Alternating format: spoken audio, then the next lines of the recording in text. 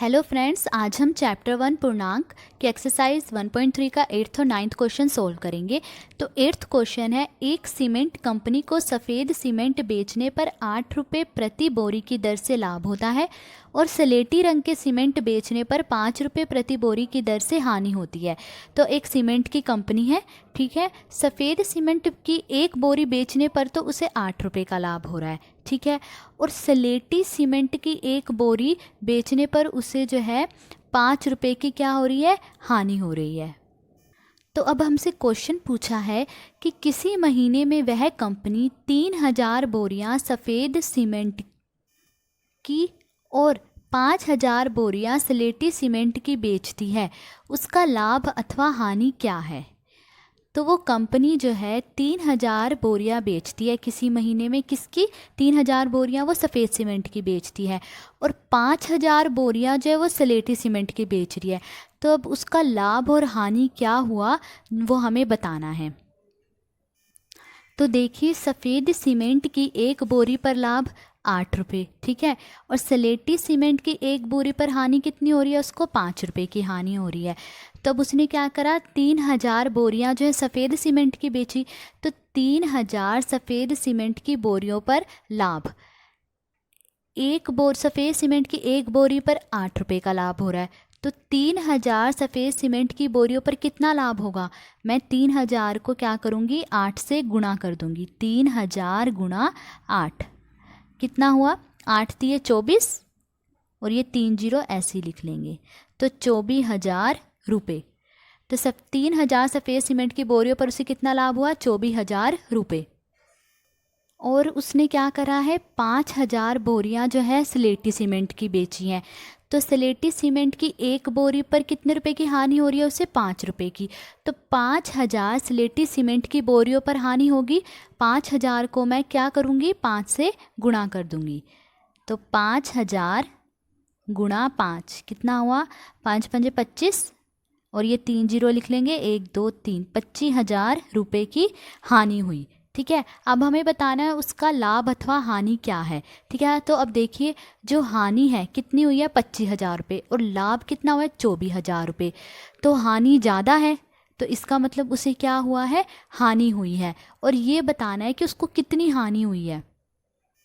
तो हानि बराबर 25,000 में से हम क्या घटा देंगे, 24,000 घटा देंगे, कितना आया, 10,000। तो उससे जो है 10,000 रुपये की हानि हुई है। ये था इसका 8th का ए पार्ट। अब इसका बी पार्ट देखते हैं। तो बी पार्ट है, यदि बेची गई स्लेटी सीमेंट की बोरियों की संख्या 6400 है तो कंपनी को सफ़ेद सीमेंट की कितनी बोरियां बेचनी चाहिए ताकि उसे ना तो लाभ हो और ना ही हानि। अब क्वेश्चन में पूछा गया है कि अगर जो कंपनी है वो स्लेटी सीमेंट की 6400 बोरियां बेचती है, तो उसे जो है सफ़ेद सीमेंट की कितनी बोरियां बेचनी चाहिए ताकि उसे ना तो लाभ हो और ना ही हानि हो। तो हम पहले क्या करेंगे, हम पहले जो है 6400 जो स्लेटी सीमेंट की बोरियां हैं उस पर कितनी हानि हुई है वो निकाल लेंगे। अब देखिए, एक स्लेटी सीमेंट की बोरी बेचने पर कंपनी को जो है 5 रुपये की हानि हो रही है। तो अब 6400 स्लेटी सीमेंट की बोरियां बेचने पर उसे कितनी हानि होगी, हम 6400 को 5 से क्या कर लेंगे, गुणा कर लेंगे, ठीक है। अब पहले 64 को 5 से गुणा कर लीजिए, क्या आएगा, 5 के 20, 0 2, 5 के 30 और 2 32, 320 और फिर ये 2 जीरो, तो मतलब 32,000 रुपये की जो है उसे क्या होगी, हानि होगी। अब देखिए, क्वेश्चन में पूछा है कि उसे ना तो लाभ हो और ना ही हानि हो, और वो कब होगा, जब लाभ जो है हानि के बराबर हो जाए। जब लाभ और हानि बराबर हो जाएंगे तो कंपनी को ना तो लाभ होगा और ना हानि होगी।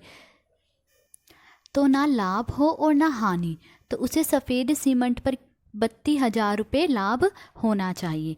तो जो कि किसके बराबर है, हानि के बराबर है। हानि भी क्या है हमारे पास, 32,000 रुपये। तो जब हानि और लाभ जो है बराबर हो जाएंगे तो उस कंपनी को ना तो लाभ हो रहा है और ना हानि हो रहा है, क्योंकि दोनों क्या हो गए, बराबर हो गए। अब हमें ये निकालना है कि सफ़ेद सीमेंट की बोरियों की संख्या कितनी होनी चाहिए, कितनी मतलब कितनी बोरियां जो उसे बेचनी चाहिए। तो अतः बेची गई सफ़ेद सीमेंट की बोरियों की संख्या। अब देखिए उसे कुल कितना लाभ हुआ है, 32,000 रुपये। तो कुल जितना लाभ हुआ है उसे, उसको हम जो है एक बोरी पर जितना लाभ है उससे भाग दे देंगे। अब कुल लाभ उसे कितना हुआ है, 32,000 रुपये। तो 32,000 को हम एक बोरी पर कितना लाभ हुआ है, 8, तो 8 रुपये से भाग दे देंगे। तो 32,000 को 8 से भाग देंगे हम। 8 चौके कितना हुआ, 32, 4 पे गया, ठीक है, और ये 3 जीरो, तो कितना आया, 4,000। तो आंसर आ गया 4,000 बोरियां। तो इसका मतलब उसे सफ़ेद सीमेंट की जो है 4,000 बोरियां बेचनी पड़ेंगी, तभी उसे ना तो लाभ होगा और ना ही हानि होगी। अब देखते हैं 9th क्वेश्चन क्या है। 9th क्वेश्चन है, निम्नलिखित को सत्य कथन में परिवर्तित करने के लिए रिक्त स्थान को एक पूर्णांक से प्रतिस्थापित कीजिए। इसमें जो है मुझे पूर्णांक जो है वो भरने हैं। तो देखिए पहला पार्ट क्या है, -3 गुणा डैश बराबर 27।